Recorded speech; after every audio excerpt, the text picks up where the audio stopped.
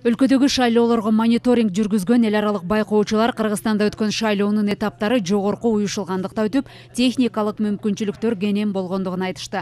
Алар мыйзам чегинде өткөн саясий тандоолор элдин жалпы добуш берүүгө катышуусу жана анын жыйынтыктары тууралуу көз караштарын билдирди.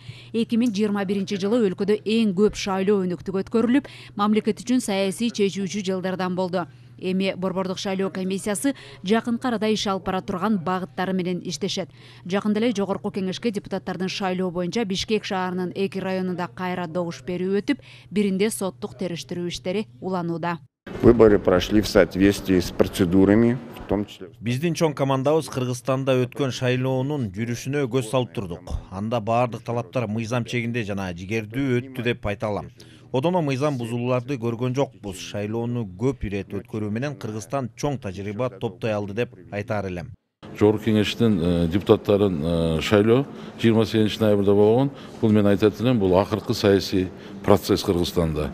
Андан кийин эми азыр 10 апрелде бир 3 шаарда, анан 13 айлык кеңештерде шайлоо бар, ошону өткөрсөк, андан кийин бизде шайлоолор болбойт. Кудай буюрса, техникалык жактан, маалымат жагынан, мыйзам чыгаруу багытында ошондой бизде азыр пландар бар.